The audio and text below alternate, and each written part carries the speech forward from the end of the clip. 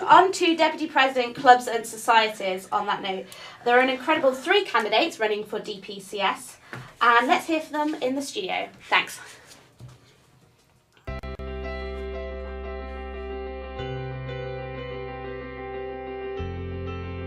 I'm Ben, I'm this year's Deputy President, Clubs and Societies, so my role is supporting the 342 currently Clubs and Societies at Imperial College Union. I work quite closely with the sports clubs and with Sports Imperial, but also with all the volunteers, supporting them and their development.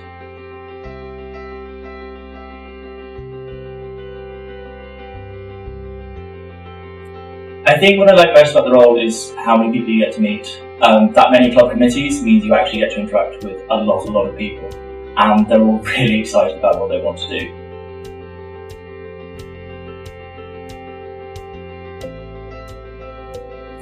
I think probably the most challenging thing about the role is the workload.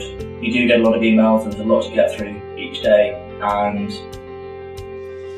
everyone thinks they're the most important one. So that's always fun to try and prioritise and manage. At the same time, when you can help someone, you actually get to see the effects, you get to see how many people it impacts, and that's really exciting.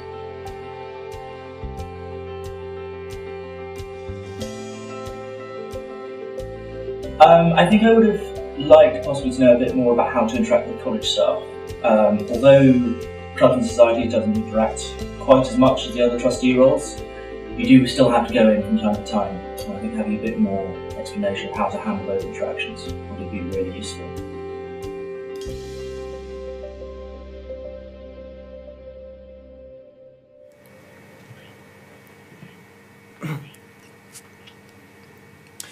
There are 3 candidates running for Deputy President, Clubs and Societies. One of them, Jonathan Zheng, is unable to join us as he's been playing at the hockey varsity. He has, however, provided a brief statement. He says, "I'm sorry I couldn't be here tonight. I'm busy winning hockey varsity. As DPCS, I would concentrate on making the lives of those in charge of clubs less stressful by keeping them updated with information they need when they need it, such as the important deadlines or relevant union regulations. If you'd like to hear more, then please watch my campaign video at votejz.com.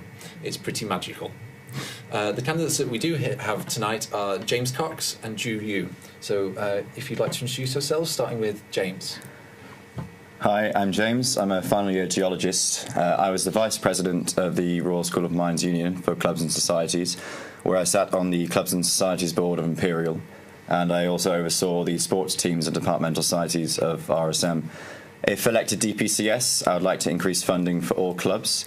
I believe that clubs are a great way of making friends and getting away from the stresses of university life. Thank you very much. And Zhu? So hi, my name is Zhu Yu. I'm a 4th year medical student, and I'm running for DPCS because I believe I have the passion and the experience of starting up a new society, of running ICSM Connect as chair, as well as starting up and successfully running the volunteer dinner. I would like to introduce a sabbatical officer to the Charing Cross campus once a week because I know a lot of students live around the Hammersmith area, and I would also like to provide sponsorship training because that's what I felt was lacking when I was starting up a new society. So vote for Zhu, and so that we can make good things happen. Okay, thank you very much. So now some questions. Firstly, how would you improve the experience of club volunteers, including management group volunteers? I'm going to ask Zhu first. So I think a lot of the things are to do with preparation. So I think the DPCS will need to constantly maintain an open communication, and that's doing things early. So for something like the Freshers' Fair, I would really like to get into contact with the 340 plus chairs as early as possible and get to know them as personally as I can. Okay. And how would you improve the experience of volunteers? I think the improvement of experience comes from the results that they see and the freshers that they engage with at the start of the year.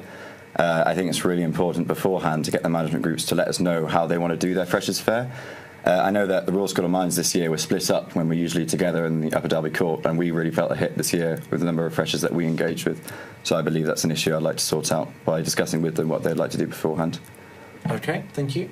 Do you think that existing clubs should have to meet the same membership requirements as new clubs? So I'll ask James first. No, I don't think so. I believe that if it's a new club starting, you have to first publicise it.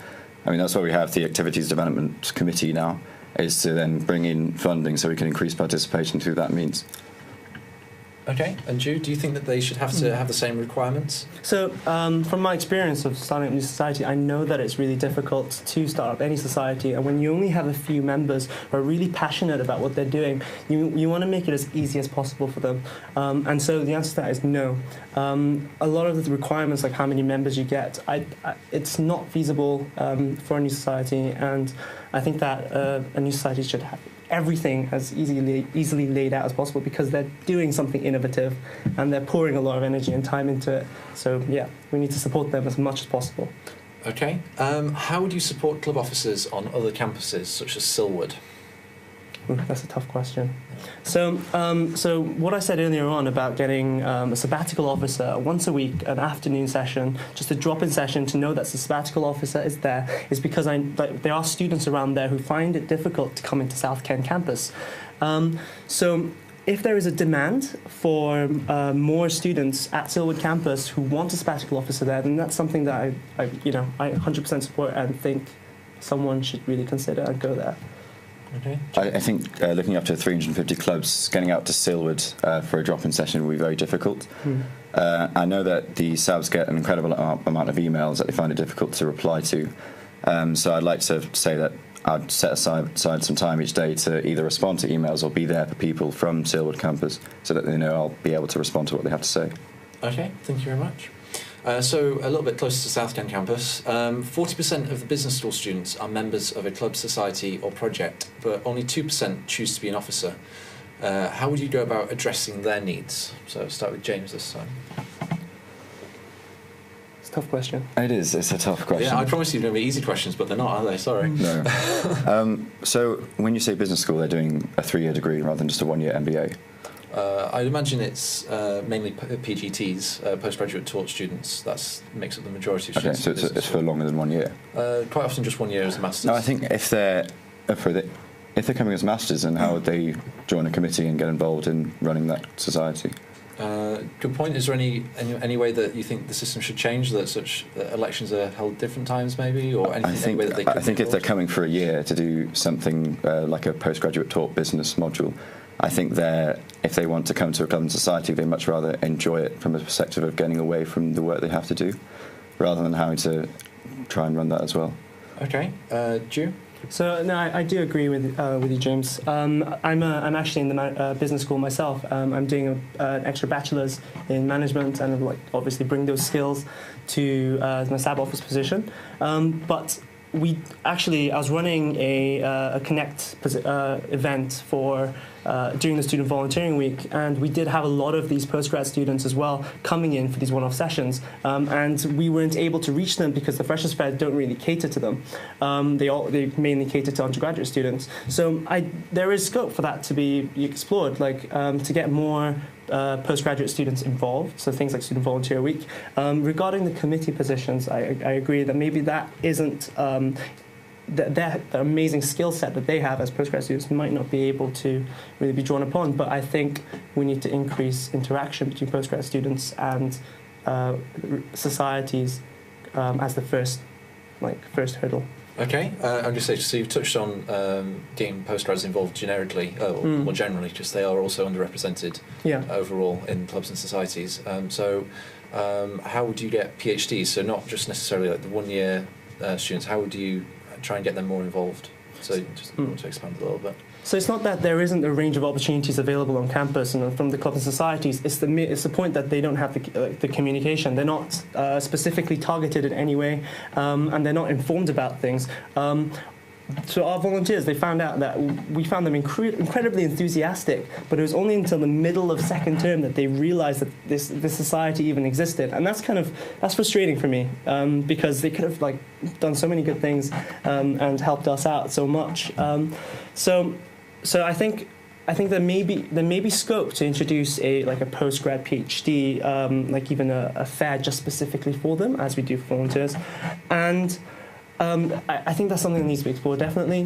Maybe even just emails targeted towards them, But yeah, that is definitely an issue that I'd like to address. Okay, and James, is there anything about PhDs that you'd like to add? I think the numbers for the PhD students getting involved I don't think it's a communication issue. I think that's because there's a change in culture compared to the undergraduates and postgraduates. I have a couple of PhDs who play water polo with me, and they say I could come to training, but I'm actually